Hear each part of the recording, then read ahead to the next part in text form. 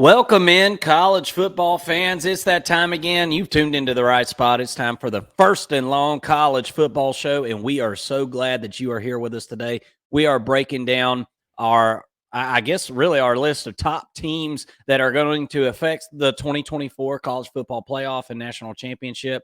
We've got about 35 teams that we've gone through, and we're about 32 days out from the time this video is released to you all on the YouTube world.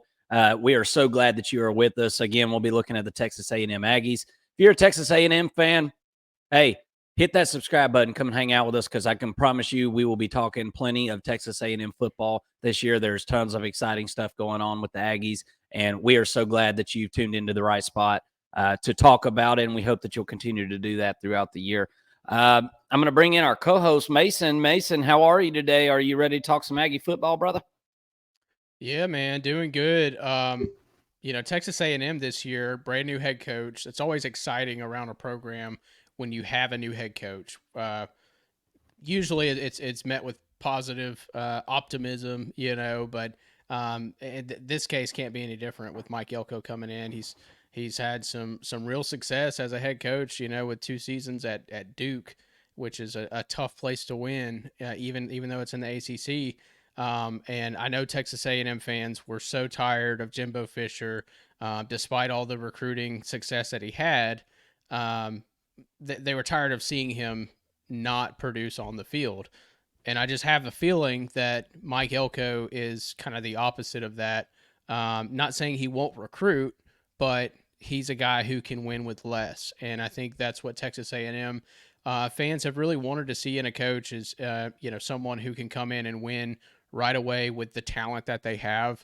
We'll get into the recruiting success that they've had in the past 5 years or so, and a little bit later on. But this is a roster that's ready to win now.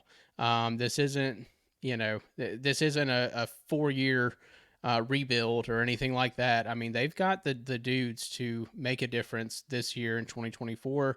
And like you said, we're going to be watching Texas Ags this entire season, but there's not really a more interesting team, at least in the SEC, I think, than the Texas A&M Aggies.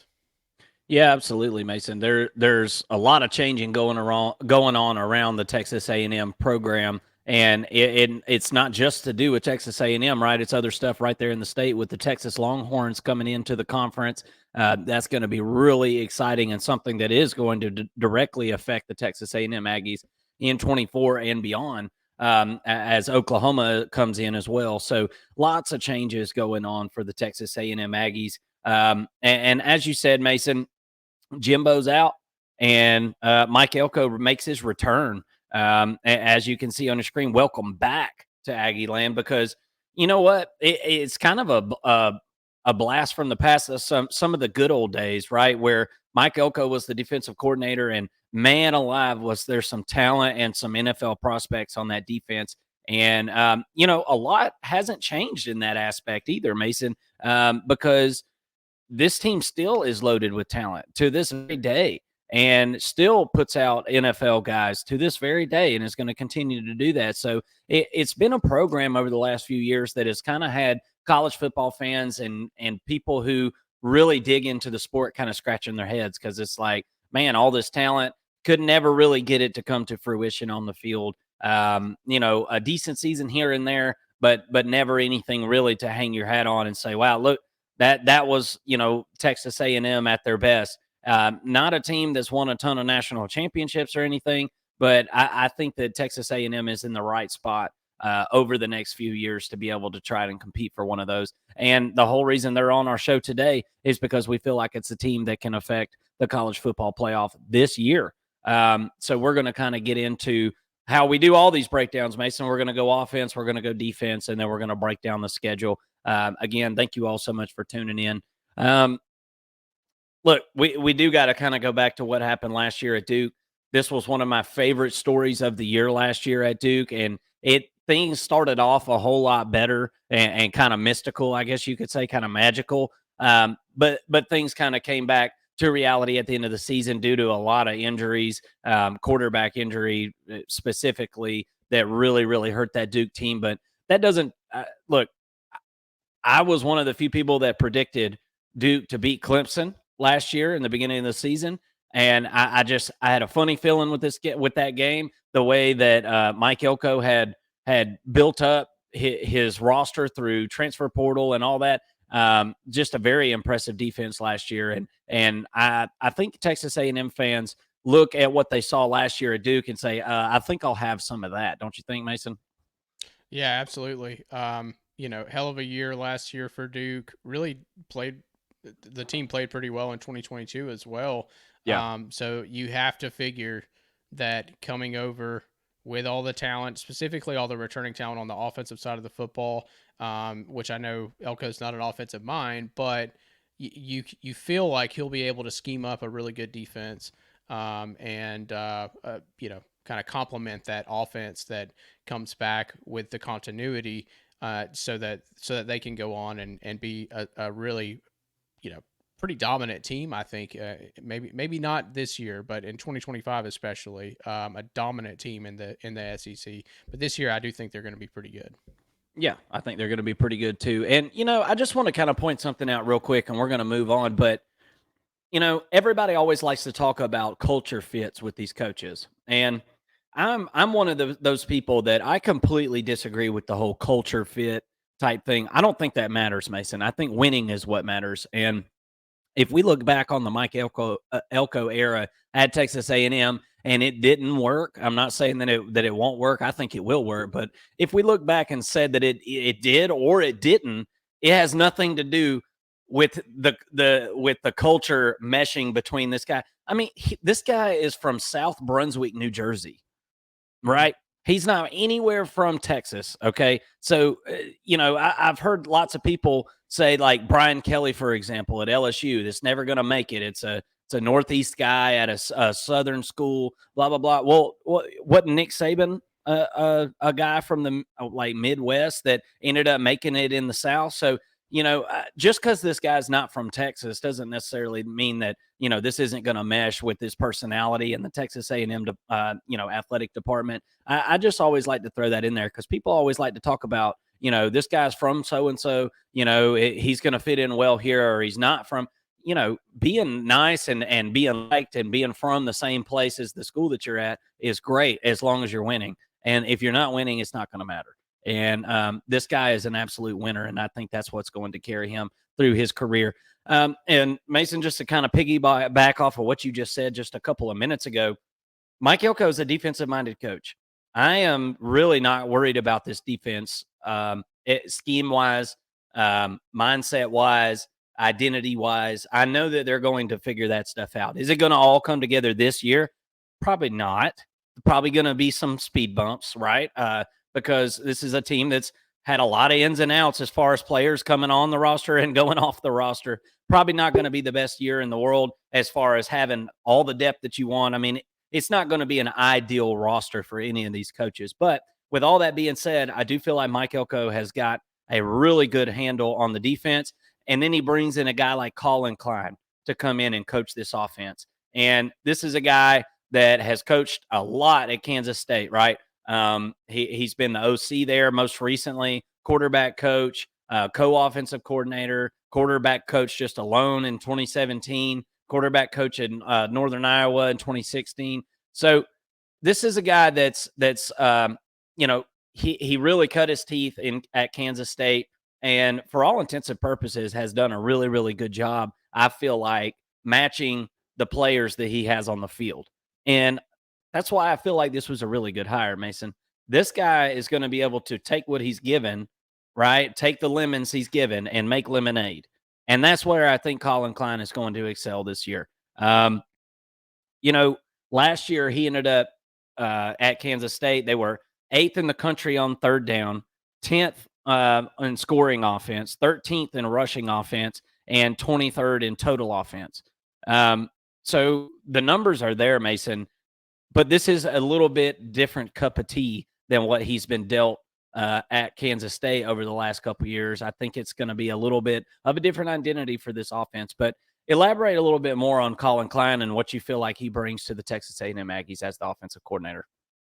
Yeah, I mean, I think, Look, the first thing you notice with Colin Klein is he's a younger coach, right? Only 2 years of experience as an offensive coordinator, and he was under Chris Kleiman, which is I think one of the best. I think Chris Kleiman's one of the best coaches in college football, regardless of conference. But so a really good sort of pedigree, I guess, in a sense of where he sort of cut his teeth and who he studied under, but a young coach nonetheless who you hope because of that he'll be able to relate to the players more, maybe bring in some different concepts and some innovative schemes.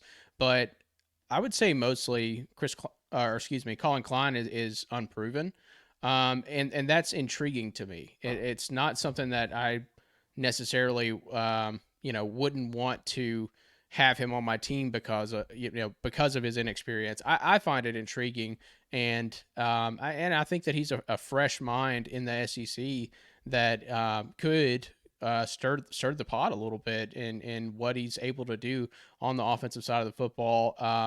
You mentioned this being a different sort of identity for Texas A&M. I think that too. Colin Klein's not going to have his quarterback, right? Connor Wegman's not necessarily what Colin Klein is used to coaching at quarterback. So it's going to be a little bit of a different identity for him and his offensive scheme as well, if he's able to properly adjust to this offense and to his quarterback, which I think he will. It's just, Yeah. I think it's important to note that this isn't a dual threat quarterback that he's kind of used to having with Will Howard, really for 2 years that he was calling the plays for. So, it's going to be a little bit of an experiment this first year. I think that, he's got a lot of continuity, a lot of veteran players on the offensive side of the football that's going to help. I think if he can come in and maybe try not to change too much right off the bat, he'll have more success this year. But ultimately, it's got to be his offense, so he's got to own it and implement what he can to have his sort of offensive identity with the pieces that he has. So ultimately, it's going to be a little bit of an experiment, but one that I'm excited to see. I think he's got better talent than he's ever had at Kansas State. So maybe that means that he'll produce more plays, more touchdowns, more scoring, right, more yards on the field with a better developed roster. Yeah. Well, I think you could learn a little bit from Michael Scott in The Office and the acronym KISS, right? Keep it simple, stupid. Yeah. Works every time, hurts my feelings every time, right? But if you know, you know. But I agree with you 100%. This offense last year for Texas A&M, I felt like continued continued its course as far as being very confused and playing hesitantly, and Jimbo walking around that sideline with a fistful of papers. I'm talking about a fistful. When I think Colin Klein is going to be able to come in and say, all right, we've got a good stable of running backs here. We're going to get to those running backs in a minute and kind of dissect that. We've got a decent quarterback here. We're going to have to kind of play this one and try to just keep people guessing as far as keeping it 50-50 with the run and pass. And, it will be really interesting to see how he tries to keep it simple for the guys and acclimate to the roster that is on hand. I think he's going to be able to do that. But it is going to be a lot different offense than you've seen at Kansas State over the last few years, because if you'll remember as well, before last year at Kansas State, you had a guy like Deuce Vaughn, right, on that team. And when you've got a guy like that in the backfield playing in the Big 12, it's like it makes things very, very simple. And I don't know that there's a Deuce Vaughn necessarily on this team. We're going to find out. But it will be very interesting. As we spoke about Connor Wegman, let's kind of elaborate a little bit more on him.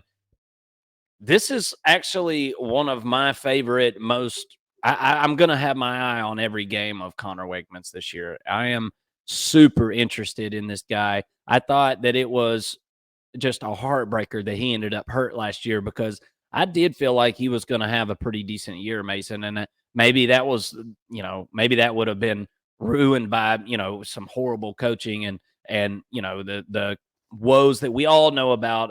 If you're a Texas A&M fan, I don't have to tell you about what's going on the last few years with the offense at Jimbo, but so we won't go down that road anymore. But this was a guy that was under a lot of pressure at the beginning of last year, Mason, and showed to me that he is going to be able to get rid of the ball really quick.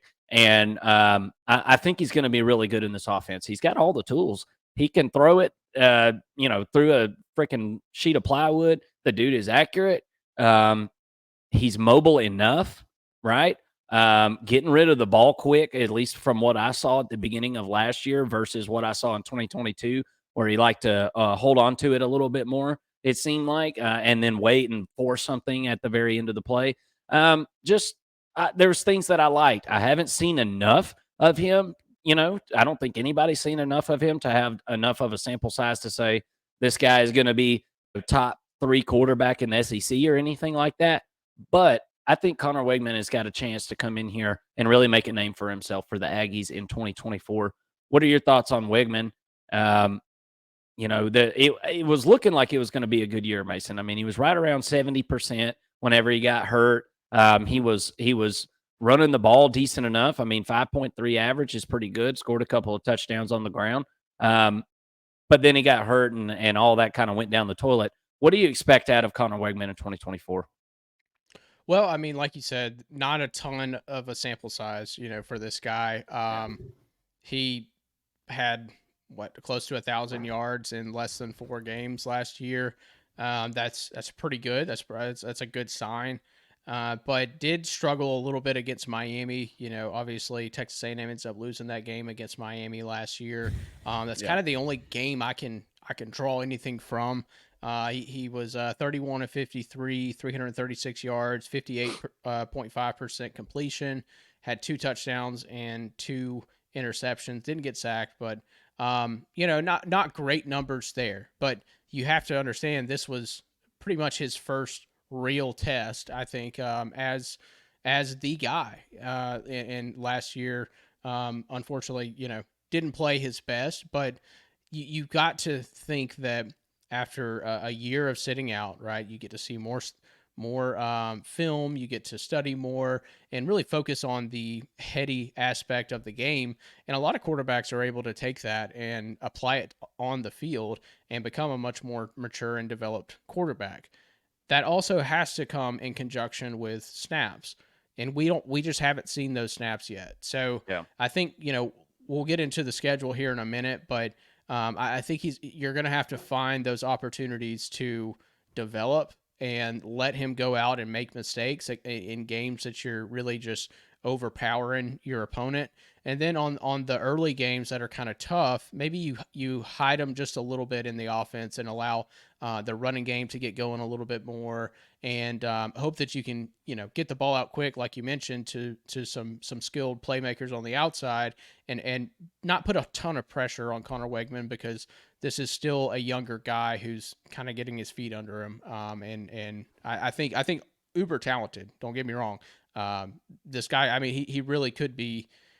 Probably next year, I think he could be one of the best quarterbacks in the SEC with a full season of development under his belt. He just doesn't have that yet, so it's hard to really say what he is or what he isn't. Fingers crossed that he can stay healthy, Mason, because I'd love to see what this guy can do with a full season at the helm for the Aggies. Let's jump into wide receivers, and this is probably my second. I feel pretty good. Probably my second favorite group on the offense as far as skill positions. I'm a little concerned about depth. I'm just a little bit concerned, just as far as that.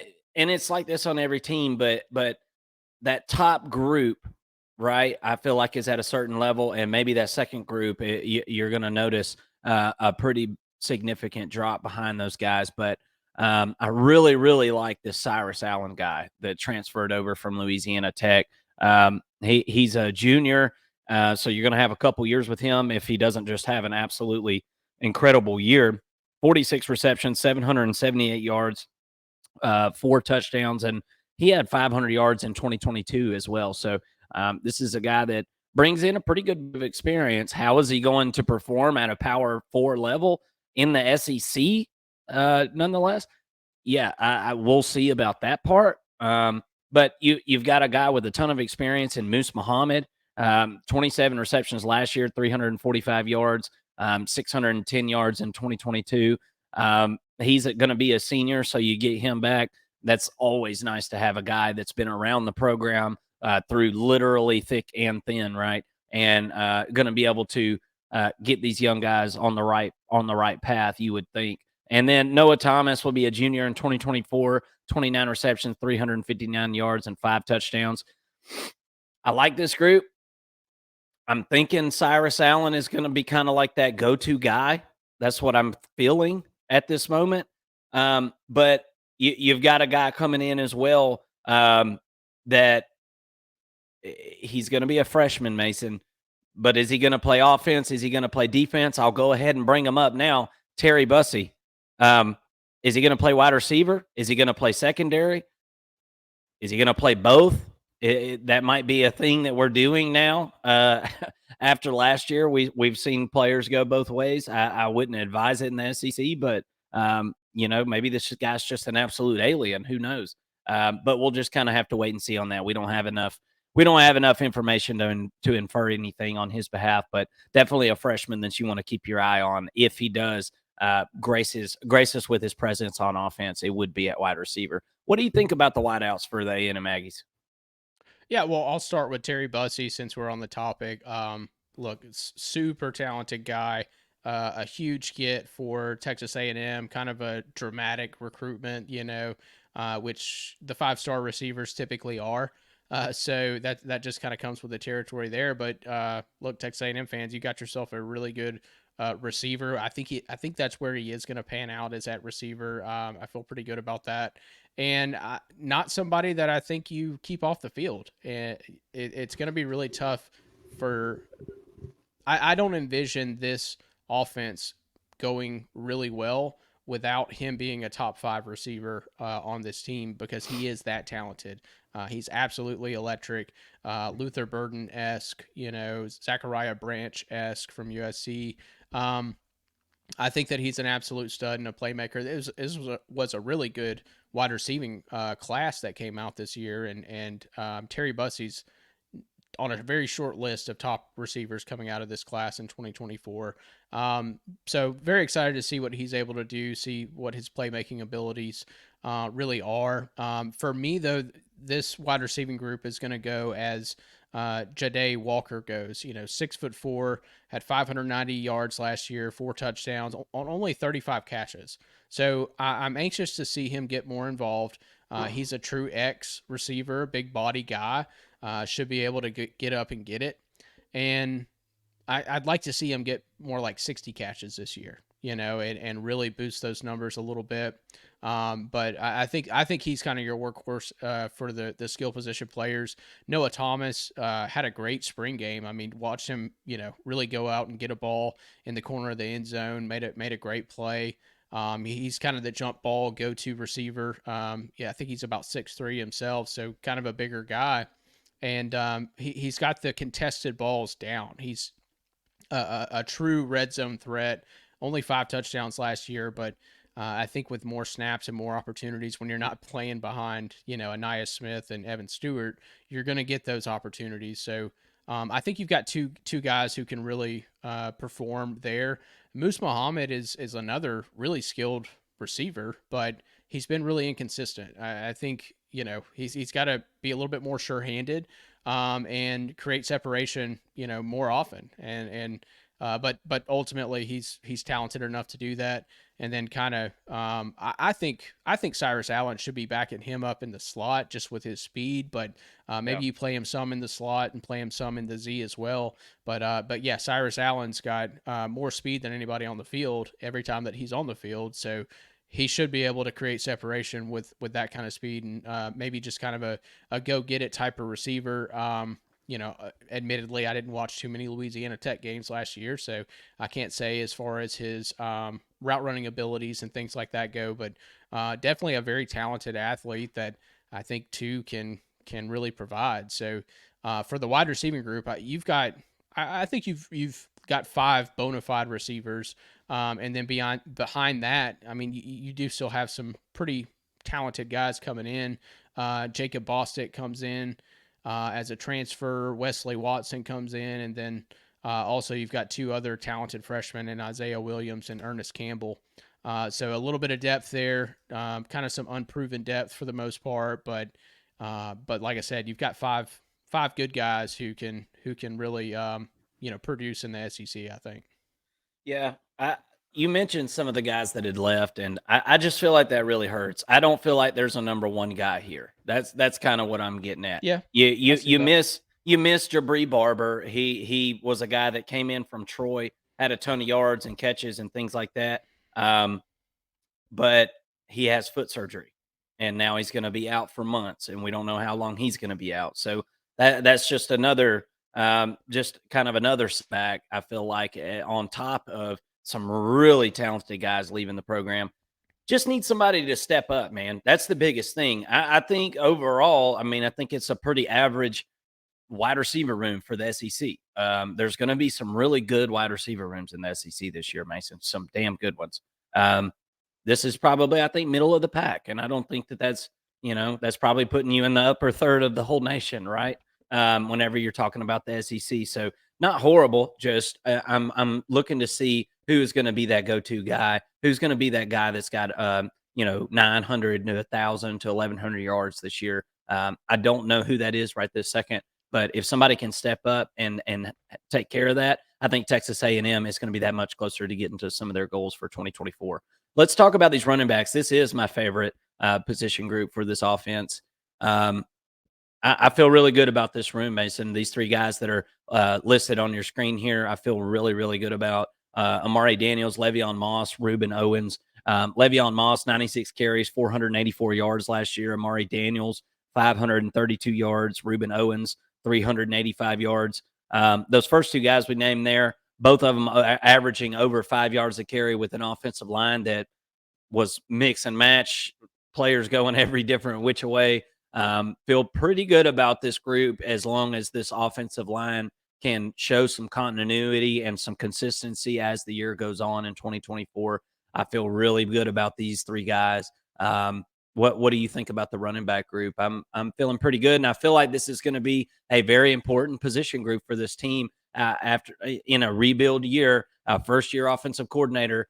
You've got to be able to go and rely on the run game when all else fails, Mason, and you've got to be able to establish it early and often. What do you think about the running back room? Yeah, look, when your third string running back is a 5 star, a former 5 star, I think it's a pretty good group, regardless of his inexperience. Last year he was asked to do a lot when Le'Veon Moss went down, and had some mishaps, I think, in Reuben Owens, but ultimately he is definitely the most talented of this bunch.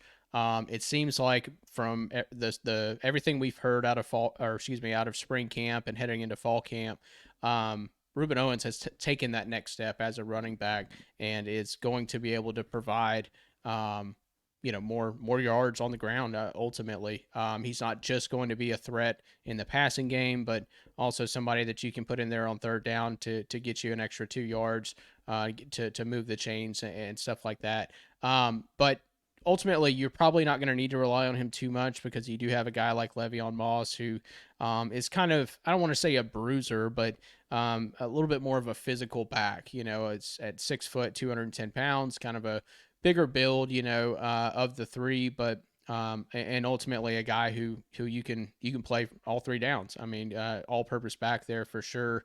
And then Amari Daniels, kind of a smaller stature, runs with a low center of gravity. He'll hit you. He's 5'9", but he'll come up and pop you for sure, and definitely the biggest threat, I think, out of the passing attack. And then one more that wasn't mentioned was the transfer coming over, EJ Smith, who's the son of Emmitt Smith, who is absolutely fantastic in the passing game. So another weapon, on the field, potentially, and a fourth back that you feel pretty confident in, that can go out. He's a redshirt senior, so this is a fifth year guy who's just going to add depth to this room. Yeah, absolutely. I feel good about the running back room for sure. But what good is a really good running back room without a at least decent offensive line, right, Mason? There it is on your screen, folks. That's what it's looking like as of right now. Look, you've got a new offensive line coach, and whenever you talk about the coaching changes that have happened at Texas A&M, one of the most important ones, in my opinion, was at offensive line. Steve Adazio just absolutely did a horrible job at Texas A&M, and you had guys, Chase Pasantis in particular, moving all around this line last year. Never really did get comfortable. He's going to be moving back to his natural position, which is guard, and really tough for a guard to go out and play tackle, right, Mason? Especially in the SEC. That's you're putting a square peg in a round hole at this level of football. You've got to be a specialist on this line. If you're going to go play tackle, and they, for all intents and purposes, this should be a better line. You got Trey Zune, third-year starter. You got Armaj Reed Adams that's over there at left guard. That he's transferring from Texas. Tons of buzz in the spring. Tons of buzz. This guy is going to immediately come in and make a very, very big impact, like starting immediately type of impact. But at center, that's the only position that from what I can tell is still up in the air. I don't know exactly. It's in between Mark Naboo and Coley Fowey. Coley, they call him Coley, I think. Anyway, transferred from Utah. I don't name him. I just mispronounce him on YouTube. But this is going to be a lot better line this year. I like Ruben Fothery. I feel like that's a solid piece on the other end there at tackle. If you can figure out that center competition, which we will in fall, may not know until that first game who's actually going to get the first start of the year. But competition is a good thing, Mason. And I think that this team is in a lot better shape on the offensive line.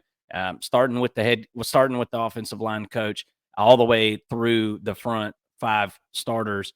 What do you think about this group this year? Yeah, I mean, I think that we've pretty much got the left side of this line figured out, right? At Trey Zune and Adams at left tackle and left guard. It sounds like it's going to be Naboo at center. So you feel pretty good about that position, I think, with him. But if not, you do have a backup in Fayu. And then, so on the right guard, and what I'm hearing out of camp at right guard and right tackle, so there's really a three-way competition going on at right tackle between Chase Pasantes, who doesn't really want to play tackle, I feel like, but may play it out of necessity. But between him and Fothery and also Demetrius Crownover, the redshirt junior, they're all three kind of figuring out they're figuring out who's going to play right tackle. If it's Pasantes who plays right tackle, sounds like Cam Dewberry's going to slide in and play right guard. But if it's Fothery or Crownover that wins right tackle, then you've got a spot for Pasantes at right guard. So playing a little bit of musical chairs, all this stuff is going to work itself out in fall camp, and I think it's all pretty promising because we've already talked about 8 offensive linemen on this team that are in the mix to start, and so that's really good when you look at from a perspective of depth. That's a really good place to be in where you've got 8 guys and you're trying to find 5 to play on the line. You're in a pretty good spot. So ultimately, I think Adam Cushion's got a cushion there in the offensive line and got some players and some depth that he can move around and play with, and feel pretty good about the offensive line overall for Texas A&M. And I think it's got to be better than it was last year with 3 starters returning here. Yeah, if we see Basantis at tackle, Mason, I think that's probably a bad thing. But we'll see. Who's to say? Who's to say he can't get better?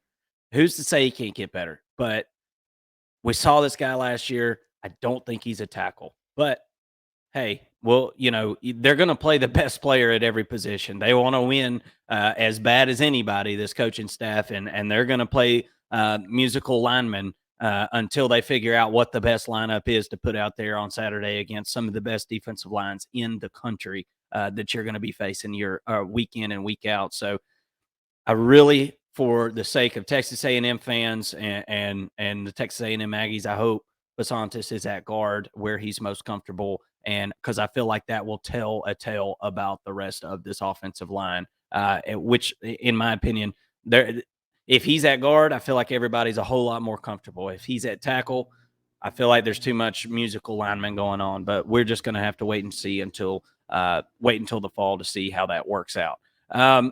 So there it is. There's your offensive depth chart, just kind of as we see it now.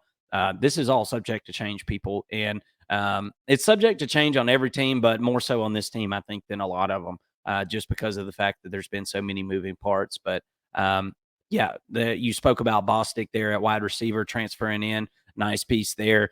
We did not mention Donovan Green is coming back at tight end. 22 receptions, 233 yards, and 2 touchdowns. Averaged a little over 10 yards a catch last year. You'd like to see him get a little bit more involved with this offense if possible.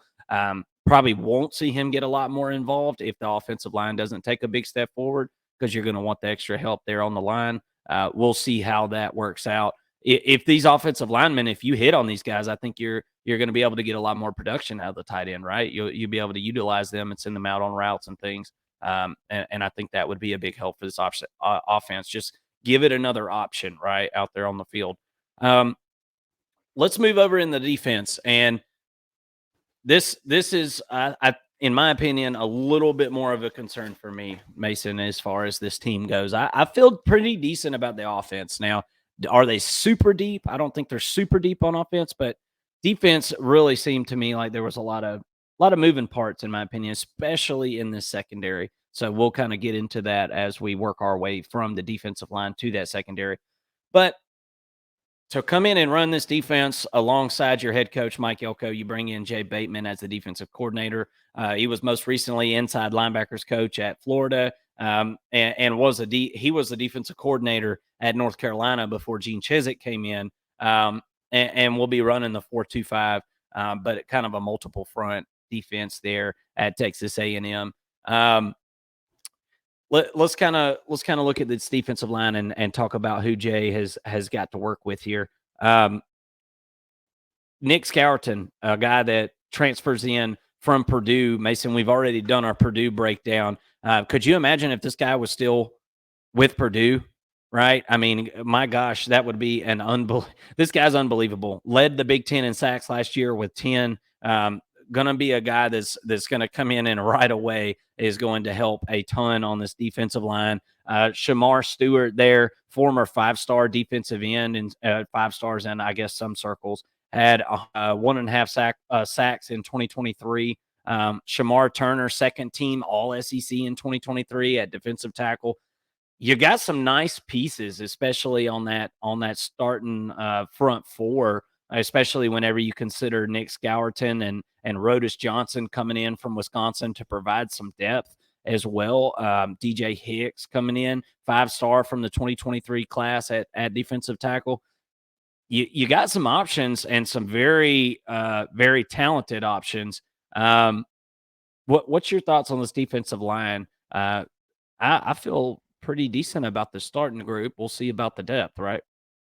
Yeah, I mean, I think that this is the deepest and best unit on this defense. You mentioned Shamar Turner coming back. Uh, you might as well just pencil him in as somebody who needs to play just about every down. But behind him, you've got another talented 5-star in DJ Hicks, who flashed a lot as a freshman last year.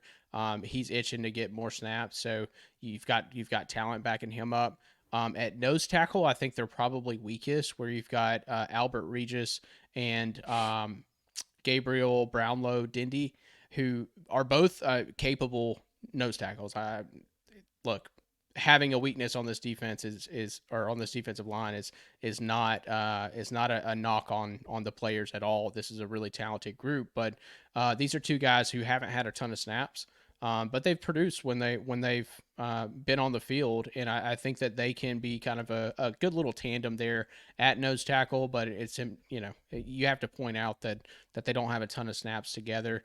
And then at defensive end, you mentioned Nick Scourton. Look, the guy played really well for Purdue last year. 15 tackles for a loss, and 10 sacks in 2023 alone. Very productive there in the Big Ten.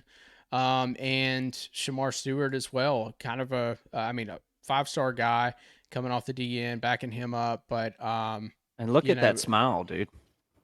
That's a golden smile if I've ever seen one. So, um, but but this is a guy who's been very hot and cold. Yeah, he's got to be more productive more often, and he should have a lot more snaps to work with. I mean, losing LT Overton, losing Walter Nolan, it hurts. You're not gonna you can't say you lose those 2 5 stars and get better, but Right. ultimately you do have the talent to back them up. I mean, this defense, and we're going to see as we go through each group, but this defense lost 15 of its 18 top tacklers, right? There are only 3 starters returning on this defense. Um, that's tough. That's going to be tough to come back from, but a really good defensive staff that I think will be able to utilize the talent that they have much more effectively than they did under the Jimbo Fisher regime. Yeah, and I've got a suggestion for the Texas A&M Aggies. Something they need to build for their football players on campus. We'll talk about it at the end of this video. The linebackers. Uh, this guy Torian York. I guess I kind of missed watching him a little bit last year because as the year went on, there was less and less reason to watch Texas A&M football as the year went on, right? Um, But Torian York just absolutely tore it up last year. 2023 SEC All America honors, 13 games played, 74 tackles, 8.5 for loss, 3 sacks. That was as a freshman, dude. Yeah. So this guy comes in for his sophomore year, will almost 100%, barring injury, get the nod, the starting nod at middle linebacker. And I have to admit, I didn't watch him a ton last year, and I cannot wait to do so this year. I will definitely have my eye on Torian York. You've got Solomon DeShields, a redshirt senior, transfers over from Pitt. And look, Pitt puts out some good defensive players. Okay, Pat Narduzzi, they play solid defense, right? It's a very very honest defense they've got over there, right? They play some man up defense, and this guy had a 58 tackles, 2 sacks, and a pass deflection in 2023. This is going to be a nice addition at outside linebacker, and then on the edge you've got, or excuse me, yeah, at the edge you've got Cassius Howell, junior in 2024, transfers in from Bowling Green. Breakout year in 23 with 27 total tackles, 9.5 sacks. This defense seems like one that's going to be able to get off after the quarterback, Mason. And that's something that I'm pretty excited about. And that obviously is something that can affect a game is in the SEC. Even if you don't sack the quarterback, if you can just hurry the quarterback up, that makes a big, big difference for your secondary. And on this team, I think that's going to be very, very important for the effectiveness of this defense is to limit the time the quarterback has to sit back in the pocket. But overall, this linebacker group, I think is decent on the front end. That starting talent, we'll kind of see how the depth looks as the year goes on. But I would say the defensive line is the strength. I would say linebacker in this defense is kind of, I would say, second place there, and then we'll kind of get into the secondary here in just a second. What are your thoughts about this linebacker room? I like these guys on the page here that are on your screen. I like these guys, but we'll have to see about the depth behind them because you're going to need more than 3 guys at linebacker for sure to get through an SEC schedule. What's your thoughts? Yeah, I mean, starting as far as the depth goes, you've got Cassius Howell coming off the edge, but behind him you've got Malik Silla, who has played a pretty good bit, and I think Texas A&M fans feel pretty good about him, and also Anaya White is another guy who can play. So I like the depth there at that position for sure. And then going into the middle linebackers there, of course, Torian York is your stud. I mean, he could very well be the best player on this defense. And you've also got a true freshman coming in behind him, Tristan Jernigan, who's trying to have the same effect that York had on this defense. Going to be tough to see the field for a freshman linebacker with this group, but he's already cracked the 2 deep, and I think is a guy who's going to be probably too talented to keep off the field for any lengthy period of time. And then moving over to Will linebacker, like you said, Solomon DeShields coming in. I think he's your starter. They also bring in a transfer from Florida, Scooby Williams, who has got plenty of playing time himself. So I do really like the depth in this group, at least for the ones and twos. If you get beyond that, then maybe you've got a few questions. But look, this is a team that's recruited really well over the past 4 or 5 years. So I don't think that they're going to have a problem finding talent behind the starters to fill those holes where they need them. Yeah, absolutely. Well, let's go into the secondary. And Mason, there's some pieces that this team has brought in that I do like. I really like the addition of Des Ricks coming over from Bama. I know this is a talented guy. He was kind of sat second or third fiddle in a really good secondary last year for Alabama. Um, I like Jaden Hill coming over from Florida. I feel like that provides some experience. I think he's a good player, but this secondary is reminiscent to me of, and I hate to say it, it's almost like rude to say, but it's reminiscent to me of LSU secondary from last year. All the pieces that they brought in, kind of sticking everything together with some Elmer's glue. Um, I don't know. This is probably the group that I like the least on this defense, in my opinion. Are there good players in this room? Yes, I just named a couple of them. You bring back Tyreek Chappelle. I think he's a good player. He's a senior, plenty of experience. You bring back a guy at nickel, Bryce Anderson. I feel like he's a good player. And you bring that back a guy like Dalton Brooks, who has been in the system. I wouldn't consider him to be. I wouldn't consider him to be somebody who's had a lot of experience or somebody who's going to guide this room or anything like that. But you can kind of see on this second slide of the secondary the portal additions that have came in, and lots of guys. I mean, look, Donovan Sanders, I feel like could be a good player. Will Lee, I'm sure, coming over from Kansas State as got, he's a 4-star. He's got to be pretty decent, right? Trey Jones comes over from Central Michigan. BJ Mays from UAB there. Marcus Ratcliffe coming over from San Diego State. Look, I know these guys are 4-stars, and most of them are 4, but I just wonder, man. I just wonder how it's going to translate for some of these guys being day in and day out starters in a big time SEC defense. How are they going to handle those duties? I watched LSU do this same thing last year and say we gotta get a bunch of guys in here, and if we just get a bunch of guys in here, then we'll be fine. Warm bodies ain't going to do it in the secondary, man.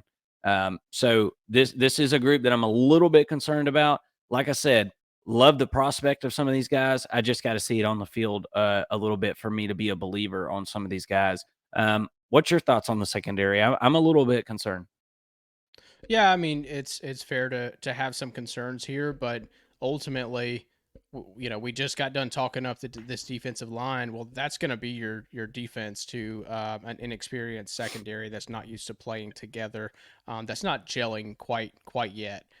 So I don't think that this secondary is going to be tested as much as an LSU secondary was, because LSU didn't get a lot of pressure on the quarterback up front last year. So that was a big part of the issue, and a part of why they were so exposed on the back end. So a little bit more bullish on this group, I think, and ultimately in the depth. I really like Will Lee coming out of Kansas State, and he's going to play behind Tyreek Chappelle, but I think he's a really solid second piece.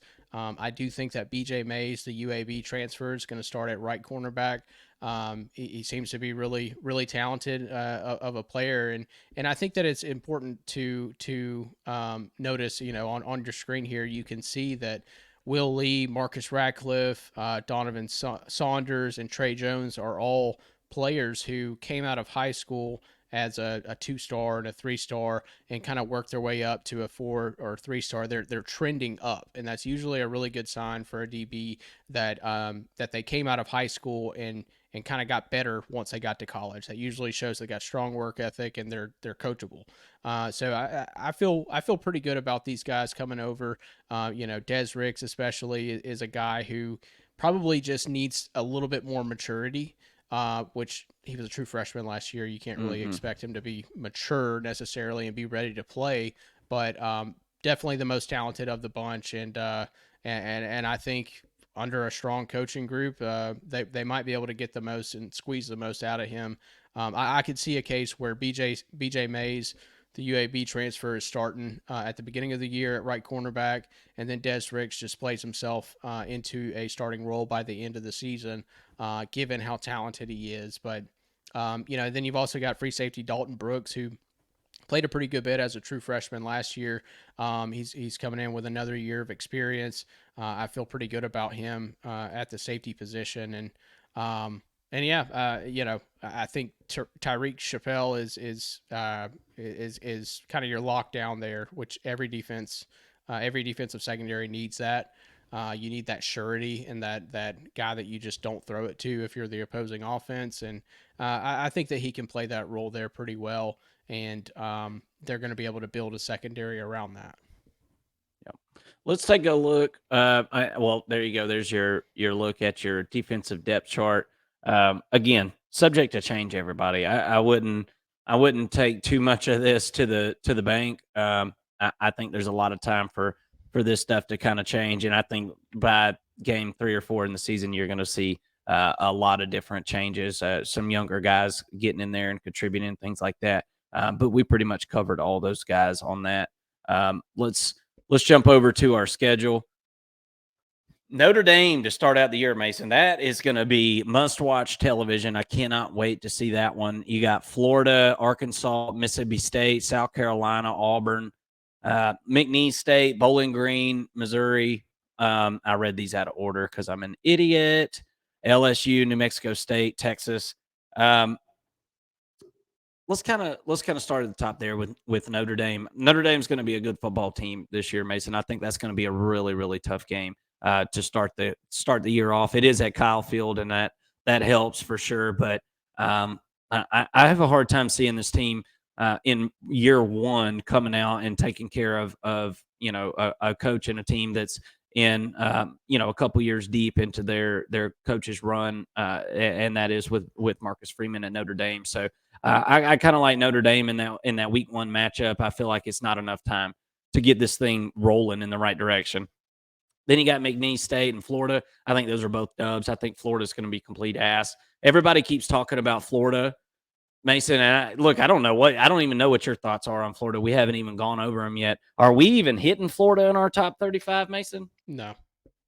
That's okay. And there's your thoughts from the First and Long College Football Show on the Florida Gators. We'll just have to clip that and have a separate video of our Florida Gators season preview, and that was it. Yeah. What are your thoughts on the Florida Gators? Well, they're going to not go to a bowl game. That's what I think about the Florida Gators. Anyway, so you get your win against McNeese State, Florida, Bowling Green. I think those are no problem at all. Then you're going to go on the road to Arkansas. Excuse me, that's going to be a neutral site game. That's always at Jerry World and is always a great game. You can just go ahead and mark that one down as a toss-up, Mason. It usually doesn't matter how talented Texas A&M is or what kind of year Arkansas is having. This is usually a really good game. So I feel like that one's a toss-up. 50-50 there. Missouri, Mississippi State, LSU, South Carolina, New Mexico State, Auburn, Texas.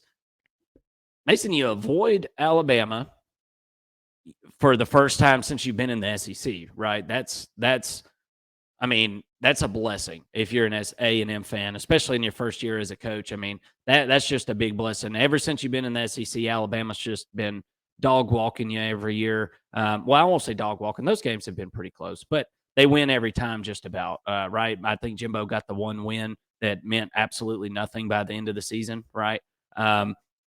You can avoid that. You can avoid Georgia.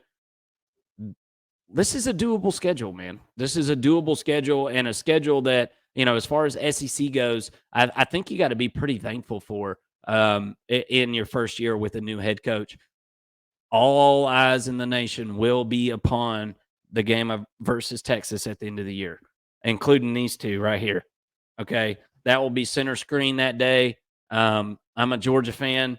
I got nothing better to do. We kick Georgia Tech's ass every year, so I'll be tuned into that game for sure. and I won't even watch the Georgia game. I'll be so involved in this one. What do you think about the schedule, man? I'm gonna count up my wins and losses real quick, right here, and let's see what you got to say and what you think about the schedule. What's your predictions?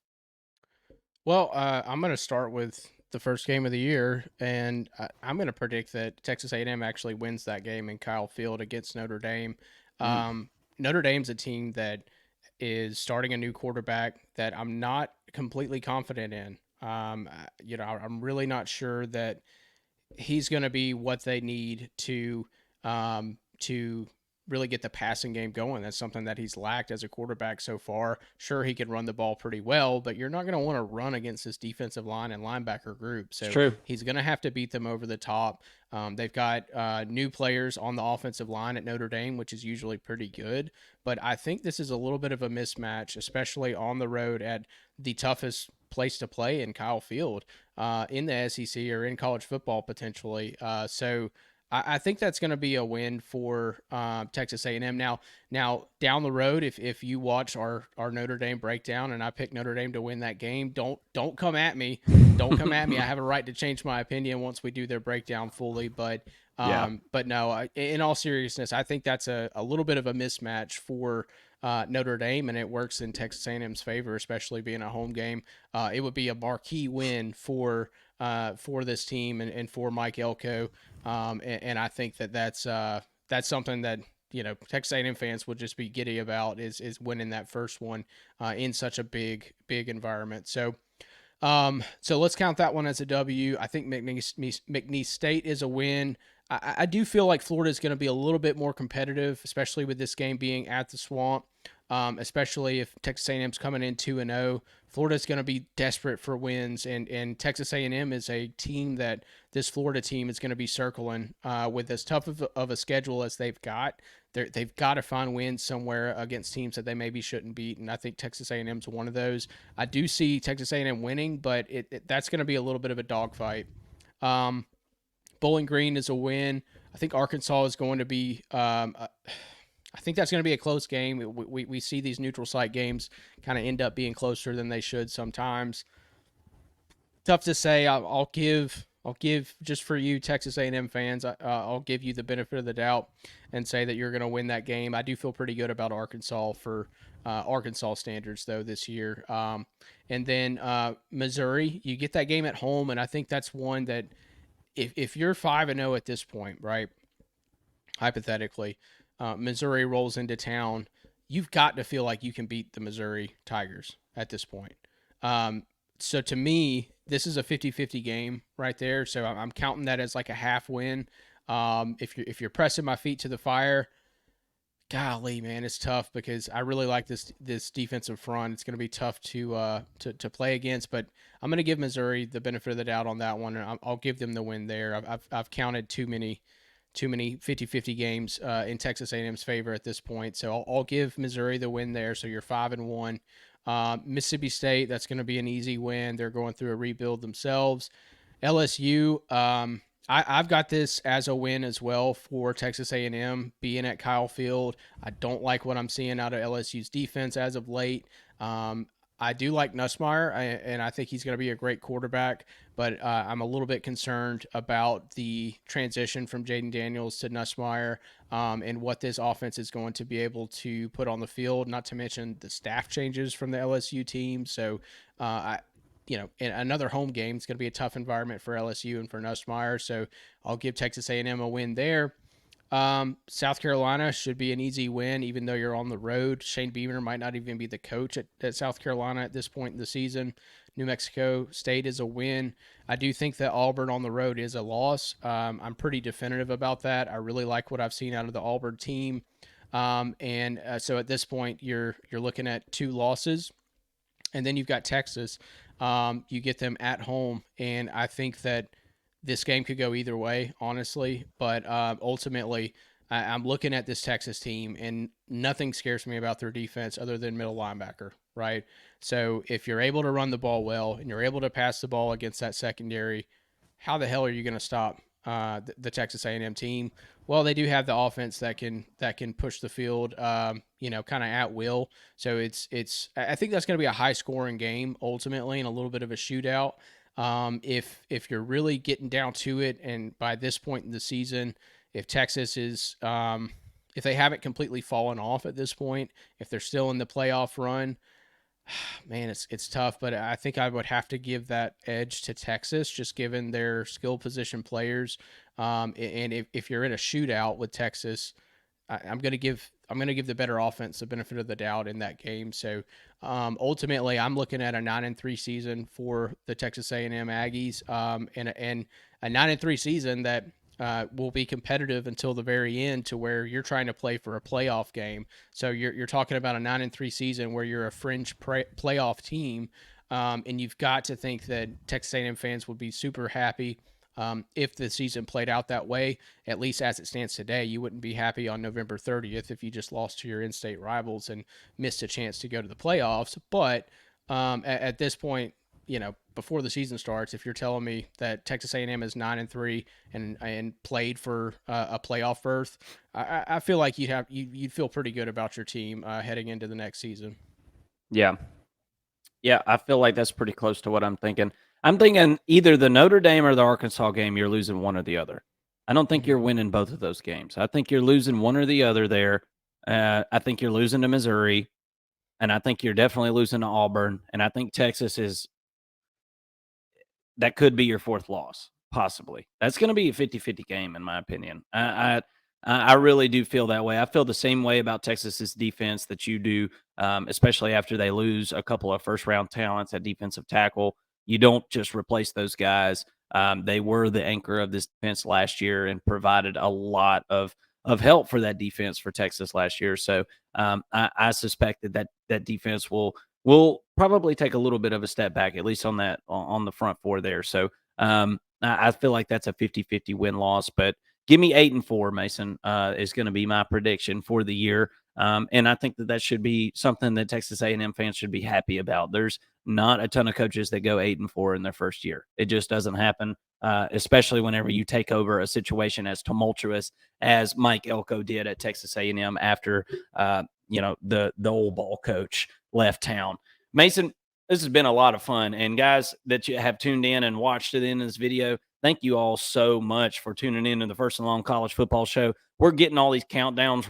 We're marching our way to number one.